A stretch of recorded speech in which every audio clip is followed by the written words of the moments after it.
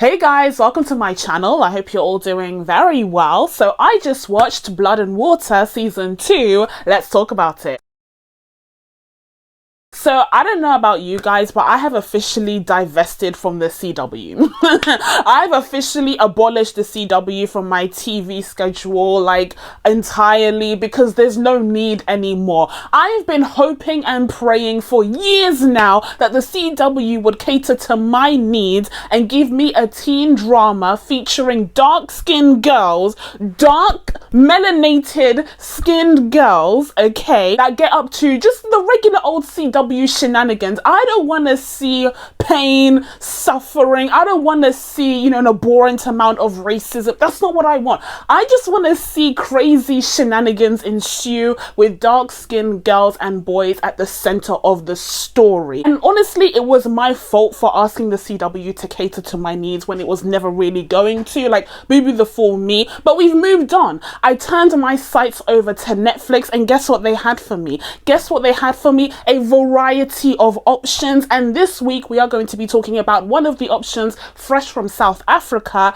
in Blood and Water. So Blood and Water is a South African series that centers on the character of Puleng, whose family suffered a tragic loss 17 years ago when her older sister completely disappeared, just vanished. And season 1 explored this whole mystery surrounding who could possibly be her missing sister, Fikile, who is this popular girl in this prep school full of rich students who have very privileged lives. And so Puleng ends up going to this school and becomes ingratiated with Fikile and her group of friends, and also tries to track down the mystery surrounding the disappearance of her sister, whilst at the same time trying to get to know this girl who could possibly be her. And then in the bombastic finale of season 1, we saw the girls finally come together, with Puleng finally telling Fikile that she thinks she may be her sister. And so ever since then, I've just been sitting here patiently waiting for my next season coming up. Like,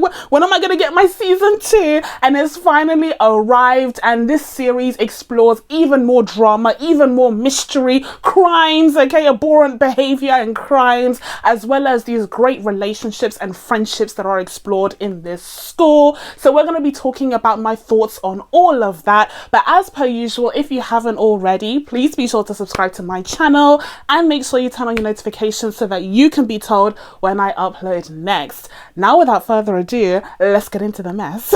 So first of all, of course, we need to discuss the relationship between Puleng and Fikile, the two sisters, the estranged sisters who finally come together. Now, at the beginning of the series, there is definitely a lot of tension there because Fikile is trying to wrap her mind around this whole mess. Like, can you imagine someone just approaches you and they're like, you're my sister who's been missing for the last 17 years and she's been living a good life. Like, Fikile is a popular girl, and sure, she kind of came down from her throne after the events of season 1, but she's still doing pretty well in life. She has parents who seemingly love her and are supportive of her. She has a very privileged life. And so when this random girl shows up who she already has a lot of tension with, all of a sudden it just rocks her world. Telling her this news just completely turns her world on its head. But eventually they do come to confirm that she is in fact Puleng's missing sister. They have the DNA test, and by the way, the first round of DNA tests, I was like, absolutely, it's been falsified.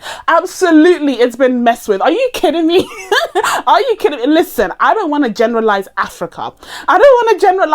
But as an African, okay, I can tell you, if you want documents falsified, all you need is a couple of P.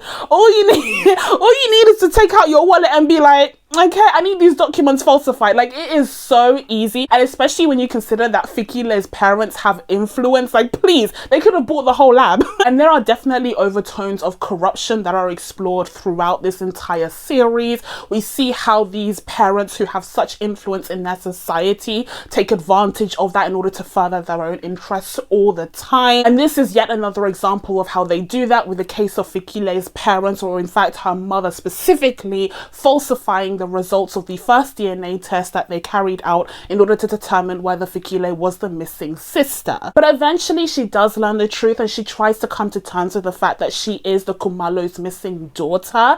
But she has decided for herself that she still considers herself a Bhele as opposed to a Khumalo, because that's not the family that she grew up with. She still loves her parents. They are the people that raised her. She has fond memories of them. And even though, of course, she is incredibly hurt by the fact that they lied to her, and in particular her mother hid all of this nefarious stuff from her, she still feels a connection to her parents, and so she's not ready to kind of give up that side of her identity yet. And I completely understand that. I think it's very realistic for the show to allow this character to come to terms with this huge news, this life-shattering news, as slowly as possible and in her own pace. And I like the fact that at least at first Puleng respects that. But then, of course, when her own father's life is on the line, she is going to kind of try and speed things up a little bit so that she can get her father's case together. We'll talk about her father in a second, okay? But I do understand the fact that the series was like, listen, she's gonna have to come to terms with that in her own time.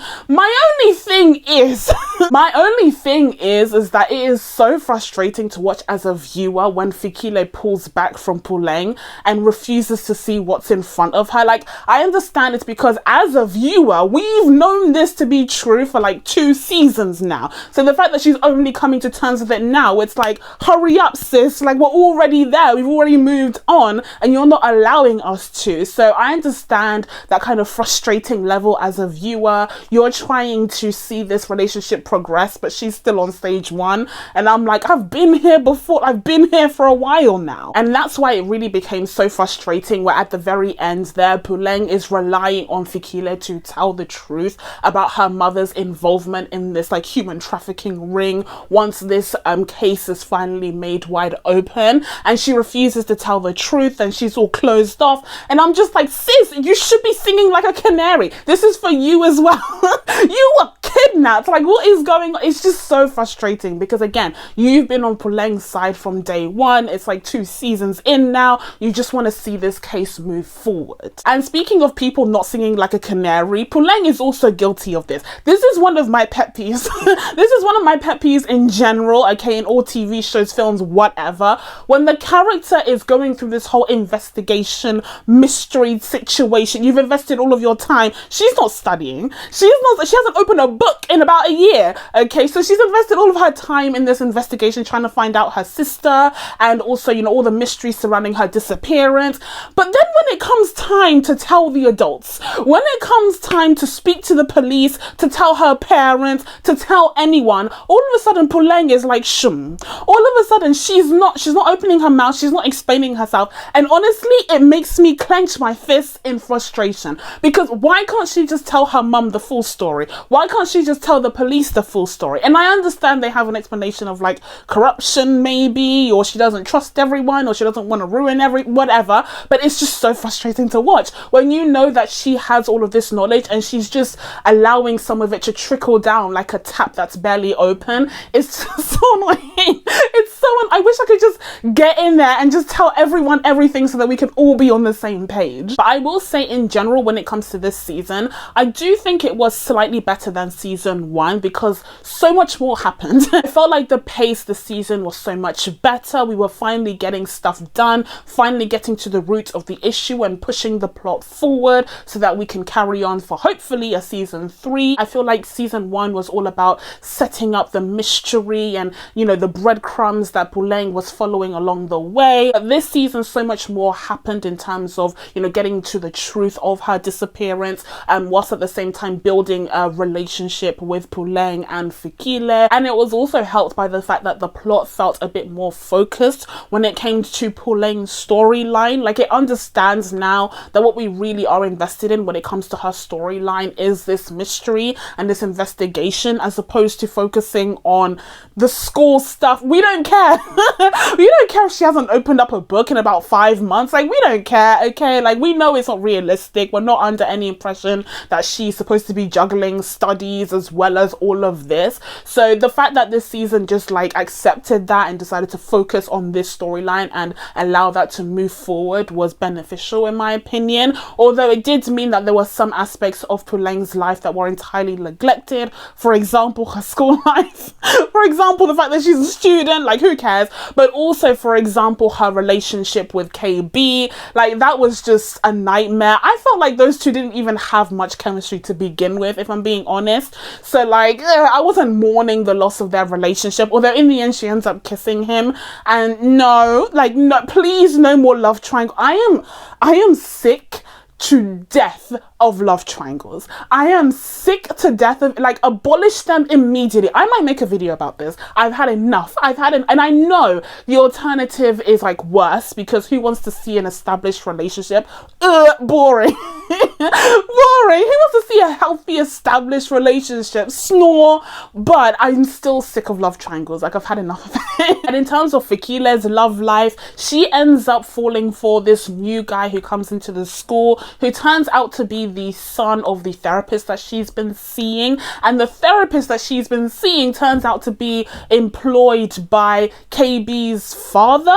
Like, they're up to the nefarious stuff, like part of the human trafficking ring. This school is like a cesspit of corruption, with these parents in these, you know, very powerful positions doing nefarious things behind the scenes. So everything is connected, and this new guy is thrown into the mix, and he ends up hanging out with Fikile. But it turns out that his mother is involved in, you know, her kidnapping and is trying to cover things up. So she's getting information from Fikile during their therapy sessions, and she was the one who informed Fikile's mother so that she could falsify the results of the DNA tests and when they carried them out initially, so that Fikile wouldn't find out that she was sisters with Puleng. So it's like all connected. Again, this cesspit of nefarious things. But in terms of Fikile's relationship with the new guy, whose name escapes me, whose name I don't care about, he's cute, like he's fun, I guess. In the end there, he just disappears out of nowhere because he has to go into witness protection because of the gang that his mother is involved with, finding out that she's trying to collaborate with the police. So he is just disappeared off of a cliff, and like Fikile's like, what happened? Like, my life is such a mess. But yeah, you know, he's fine in terms of romantic relationships. Like, again, that's not really what I'm invested in. Apart from one exception, the romantic relationships aren't really what I'm invested in when it comes to this show. So now let's get into the Khumalo family themselves, because even though Puleng is the one doing all of the heavy lifting on her young shoulders, doing this whole investigation behind the scenes, because of her secrecy and being shady all around, her parents seem to think that she's gotten into the, you know, the wrong crowd, and she's gotten into drugs, and like she's become addicted, and her life is going down a completely wrong path. Like, they're just freaking out about her behavior throughout this series, and so they end up actually getting her signed up for a rehab center. You know, just, it goes crazy. It goes absolutely crazy, all because she's been keeping all of these secrets. And again, it goes back to what I said about characters who hide all of these things, and then things just kind of escalate unnecessarily, because she could have just explained the situation to her parents. Like, I don't understand why she didn't do that, at least to her mother. We'll talk about her father in a second, like I said. But speaking of her mother, it is revealed that one of the motives that her father may have had for selling off Fikile is that he suspected that she wasn't his daughter to begin with, because the mother ended up having an affair. And that is confirmed at the very end there, where we see the DNA test result. And so it is confirmed that the mum had an affair 17 years ago. And now the big mystery is, you know, who is the father? Honestly, I don't care. Honestly, I don't care. With our luck with this show, it will probably be one of the parents from like the group of friends that we're exploring throughout the series. Like, it'll probably be, I don't know, Wade's father or something. Like, that's just how this show goes, right? Because everything's connected. But yeah, there is that big shocking moment, and obviously Puleng's father is very upset by this. But I'm sitting here thinking, like, how dare he? How dare he be upset about anything? Am I the only one who's confused about where the family stands with Puleng's father? Is he not part of this human trafficking ring? Or like, did I miss something? Like, is this it's not his fault, because I'm pretty sure Puleng was investigating his involvement in this whole thing, and she came to the conclusion that he was a representative of the organization that does, you know, all of this human trafficking and selling off these children. So like, why are we not upset with him? Like, why are we not shunning him? Why is he not behind bars? Like, what's going on? I'm very confused. I just don't understand where the father stands in terms of his involvement with this whole process, because if it is the case where he suspected that Fikile wasn't his actual daughter and then sold her off for a price, why on earth is Puleng mad at her mother for having an affair when her father potentially sold her sister? Because he was angry about the affair. Why? Those two things are not on the same level. And then when it comes to Fikile's family, things are a little bit more clear cut, because it turns out that her mother was involved in the adoption process, and so that's how she ended up, you know, under their custody, and that's all revealed. And then the mother has this whole dramatic scene where she tries to take Fikile with her when the police come, and she threatens to even kill herself before she is ultimately arrested after her daughter talks her down from it. But then she ends up getting kidnapped by KB's mother, who it turns out is the like head of this human trafficking operation. You know, we finally get to meet her. She's been absent from KB's life, and we find out why. And yeah, I'm interested to see what her role will be going forward in season 3. Again, if we get a season 3, that's the kind of storyline that I was more invested in when it comes to the cliffhangers that they left behind from this season. When it comes to Fikile's mother, I did feel bad for her to some extent, because she clearly just wanted a child so much. You know, she and her husband just wanted to raise a child of their own, so she went through these extreme measures to ensure that she could get one. But at the same time, in the back of my mind, I'm like, she didn't have to do this. Like, she really didn't have to partake in human trafficking. There are plenty of kids, I'm sure, in South Africa who could have been adopted via legal means, and again, they're very influential, powerful people, so they would have been able to pull some strings without going straight to human trafficking. That's crazy. That's absolutely insane. Definitely the means by which she tried to do this were horrendous, especially considering that the family she stole the child from were actually like quite well off. Like, they're an established family and they actually loved their child, so they would have done anything to find their child. Like, why not find a child that's neglected, that no one would miss them? It seems very sad to say, like, obviously it's horrendous, but yeah, like, it doesn't make sense that they would go for a child who's in like a loving family, who's quite like, they're not like wealthy, but they're not, you know, entirely impoverished. Okay, so now moving away from the whole mystery surrounding Puleng and her sister Fikile, let's get into the school stuff now, which is more of the regular old school stuff, you know, teenage drama that we see like everywhere. That we literally see everywhere. This is the CW stuff, okay, that I came to see, I guess, but this time around from a South African production. And first up, I did just want to get Wade out of the way. So Wade is a typical nice guy. Wade is a typical nice guy. I'm not talking about a nice guy. I'm saying nice guy, as in the trope of the nice guy who's like really nice to a girl that he likes and then expects more from her. When it comes to the character of Wade, it feels like he has been doing all of this, like supporting Puleng, dropping everything at the drop of a hat in order to go with her to, you know, do all these crazy tasks so that she can find out the mystery surrounding her sister, you know, supporting her in all of this investigation. It feels like he's been doing that with ulterior motives, and that's what I mean by the nice guy, where it's not a genuine niceness, it's not a genuine kindness, in my opinion. Now, they try to portray the character as like a bumbling fool.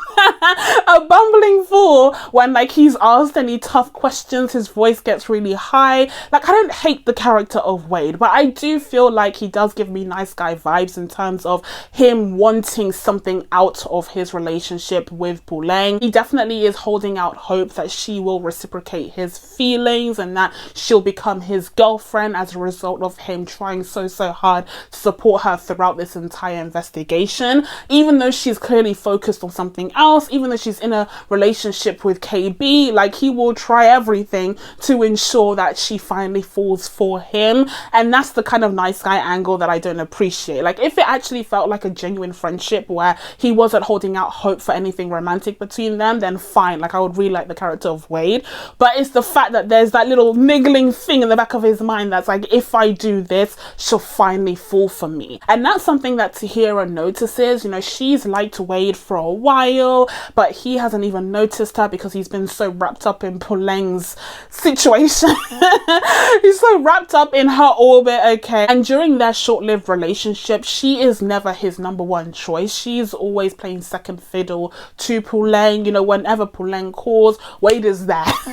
Wade is there immediately, okay? And Tahira is just left there sitting, wondering where her boyfriend has gone off to. And so she realizes, thankfully, that she will never be his number one choice. She needs to end the relationship because she's playing second fiddle to Puleng. And it wouldn't be the end of the world if, for example, Wade and Puleng clearly had that romantic chemistry there, and so it felt like they were star-crossed lovers that were prevented from being together. But no, there is no chemistry. Like, there is truly no chemistry. He is so firmly within the friend zone that when they do end up getting together, I'm like, no, like, they're just better off as friends. There's no romantic chemistry there. And honestly, I don't think Puleng has romantic chemistry with anyone. Like, I don't know if it's because of the actress. I think the actress does a great job, but I don't know if she's not really able to convey that romantic interest, or if it's just the case where the character's not supposed to be invested in any romantic relationships because she's dealing with so much with her family. And since we're on the topic of KB, let's just mention him for a second here. How the mighty have fallen. How the mighty have fallen. Look how irrelevant he was this season. Look how irrelevant. No. Okay, I'm not a fan of KB in the slightest. I feel like he's, you know, he's the average popular kid who doesn't realize how privileged he is, like, yada yada yada. We've been there, we've done that. And honestly, I've been seeing this a lot lately. I've been seeing a lot of this trope of, like, this popular black kid who comes from a privileged background, you know, who has such an intense amount of pressure when it comes to delivering academically and also in his extracurriculars, and, you know, being this popular boy at school. I've seen quite a bit of this, especially on Netflix. It was in Sex Education in the form of the character of Jackson, who again also fell off and became quite irrelevant in season 3. And it was also in Dear White People with the character whose name I can't remember, but it's like the exact same storyline where the character in Dear White People is the son of the dean, so he has these, like, incredibly high expectations placed upon him, and he kind of starts to crumble under that pressure. Similar thing with Jackson, once again, with his parents trying to push him to do the swimming, to do all of these extracurricular activities, training so hard until again the pressure becomes too much. And then we have the character of KB, whose father is trying to push him to become this lawyer, to follow in his footsteps, whilst at the same time he's getting up to shady stuff behind the scenes, whatever puts food on the table, am I right? No. So anyway, I mean, the character of KB, he's trying to pursue his own path in life in the form of his music career, and, like, I guess I would be behind it if he was actually good. Like, he actually had musical talent, but he doesn't. So what now? Like, maybe go along with the law thing so it could be your backup plan just in case, because you don't have the talent, you don't have the spice, so, like, maybe you need a plan B. But yeah, that is a very interesting trope that I have started to notice in especially these Netflix series. I feel like it is refreshing from the usual tropes that we see with black male characters, where they're suffering, where they're in poverty, where they're going into crime and gangs and all of that. Even though that's something that is a very important form of representation to see, I feel like having, again, as I always say, some variety in our black representation is important. And I think it's interesting that we're starting to see a trend with this kind of black male character in the media. Okay, so now let's talk about the couple of the hour. Now let's talk about the couple that I was fully invested in throughout the entirety of this season, and that is Wendy and Chris. Wendy and Chris, absolutely. This is the couple that I never saw coming, but I completely welcome welcomed into my arms when it happened. Like, yes. So first of all, to kind of set the stage for this whole spiel, for this whole section of the review, what you need to know is that I love me a good enemies to friends, enemies to lovers storyline. Yup. Yeah, I absolutely do. It's my kryptonite, okay? It's my Achilles heel. Listen, I love that trope in storytelling so much. It's irresistible because you see the tension between the characters. They throw hate at one another, but it's never really digging deep, okay? Because they know deep down that they have those feelings for one another, and I love to see it. And I love to see when they finally succumb to their emotions and they finally get together. Like, it's just so satisfying to me. And that's why, Your Honor, I am so keen to abolish love triangles forever, because we have such a great alternative. We have such a better alternative in the form of the enemies to lovers storyline. Okay, so hear me out. Here we have Wendy and Chris, and they're like polar opposites. Wendy is super type A, okay? She's very specific about what she wants in life. She has a plan, she has a vision. She's also like the ultimate SJW, non-stop, all day, every day, trying to fight for the cause. Which cause, we're not quite sure. And I think that is also quite realistic for the character because she's young, so she's just like splaying out all of these, you know, keywords, all of these buzzwords that you see on the internet: inclusivity, colonization, like all of these words, and she's very passionate about them. I'm not saying that her passion is disingenuous, but she doesn't quite have a clear vision for what she's fighting for yet, and I feel like that's why people kind of drown her out in the background because she just goes on her spiels time and time again, but she's not really focused yet. And it's because she's young, like it's realistic, like I said, but she's a very passionate individual. She cares about social justice, and at the same time she has a plan for herself that she sees in order to lead a successful life, just like her mother. And then you have the character of Chris, who we find out more about this season. His parents are basically just absent from his life. They go off on these vacations and leave him behind, and he barely even sees them. Sometimes he sees them once a year for Hanukkah, otherwise like there's nothing. Otherwise they literally just never show up, and sometimes they do show up, but it's just so out of the blue. He doesn't have time to actually plan anything with them, and then when they do make plans, they fall apart. Like, it's just a really tough life that he's living, considering how privileged he is, because he doesn't have that familial connection that he yearns for. So they have very different backstories, they have very different circumstances, but then they kind of collide together in this key moment where I was literally cringing so hard. That moment was so painful to watch. So they have their first fundraiser together as a committee, because Wendy was forced to create the committee after the shenanigans of season 1. She was given more responsibility, but she wasn't allowed to carry on with the magazine that she was working on in season 1, so she had to start from scratch here. And Chris was brought on board because of his lack of responsibility in general, and the head teacher was like, dude, what's your purpose? What's your purpose? What do you do? So he was brought along and they organized their first event. There was a lot of back and forth, but they finally managed to do it. But unfortunately, Fikile, with all of her mess in her life, didn't show up for the kind of date auction that they had. And so Wendy had to go up, and like the embarrassment, the shame, okay, the guilt, like I just felt all of the emotions seeing her there. I was like, man, that was so painful. But then the only person who actually put up a bid for her was Chris. And I feel like at that moment, seeing how humiliated she was, he finally started to understand her a bit better and stopped fighting against her at every turn, and they ended up making a good team. At least they did, until Reece came in with her mess, but we'll talk about that in a second. And then ultimately we see them get together in the final episode, and like, absolutely, I'm here for it.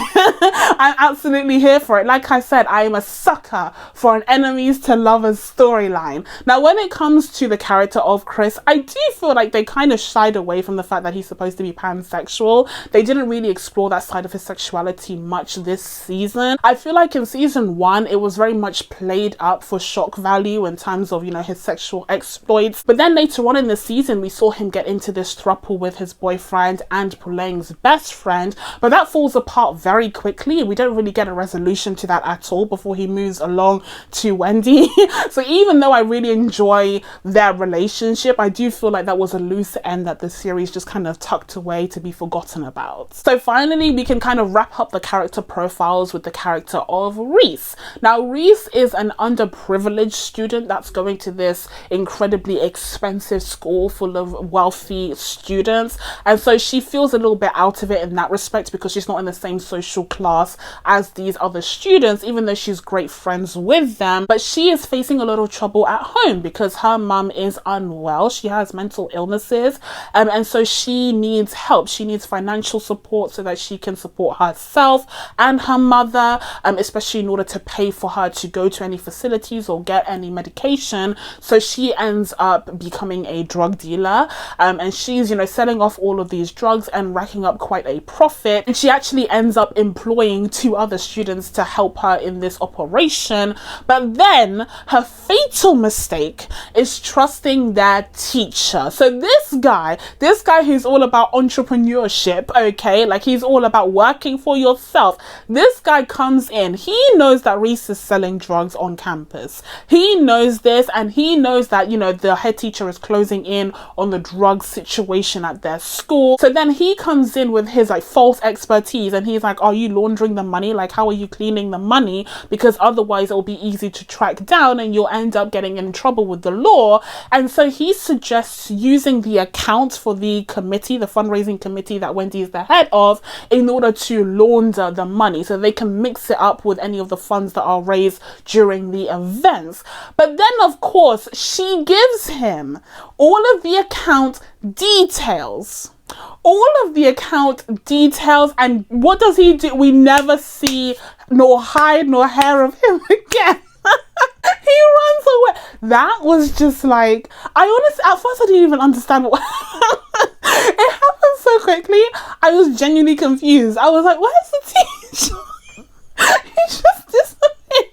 I was genuinely shook. Like, I couldn't believe it. I could believe it because of course, like, why would she do that? Why would she trust him so much? But at the same time, I just couldn't believe it, especially when they reveal how much money she'd been making. Like, it was like 100,000 of their currency, and I was like, oh my god, she'd been making so much money and she entrusted it with him, and unfortunately he betrayed her. And that was the reason why the final dance had to be so stripped down. Like, they didn't have any food, they didn't have any proper entertainment. KB had to come in and pay for the DJ, so it was a mess at the end, and it was all Reece's fault. And I am glad that ultimately she did own up to her mistake, okay, to her situation, and she will be facing the repercussions of that, as opposed to the entire committee where it wasn't even their fault. So overall, when it comes to Blood and Water, I love this series. I'm absolutely here for the CW level drama. I'm here for the diversity. I mean, this is a series set in South Africa, but it is a very diverse country, and you see that reflected in the cast. I also love the fact that we do see some dark-skinned characters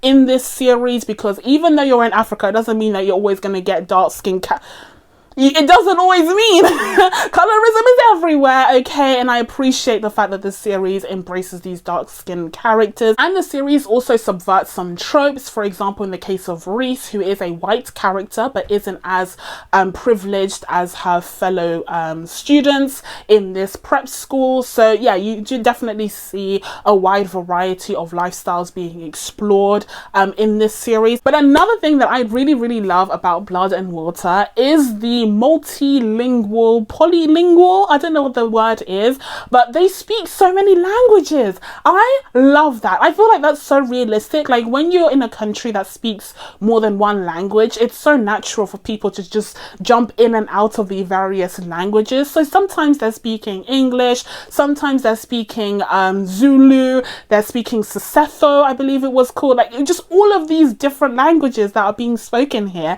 I love that. I feel like it's just so different from what we usually see. Again, again, the CW could never. It's so different from what we usually see, but at the same time, it feels natural for the environment that the characters live in. And so with all of that being said, I'm going to be giving Blood and Water Season 2 a 7.5 out of 10. So that's it from me. Now that I told you guys my thoughts on Blood and Water Season 2, it's time for you guys to let me know what you thought of this series down in the comments below. Please be sure to subscribe to catch new videos coming up. Thank you guys so much for watching. I really appreciate it, and I will see you in the next one. Bye.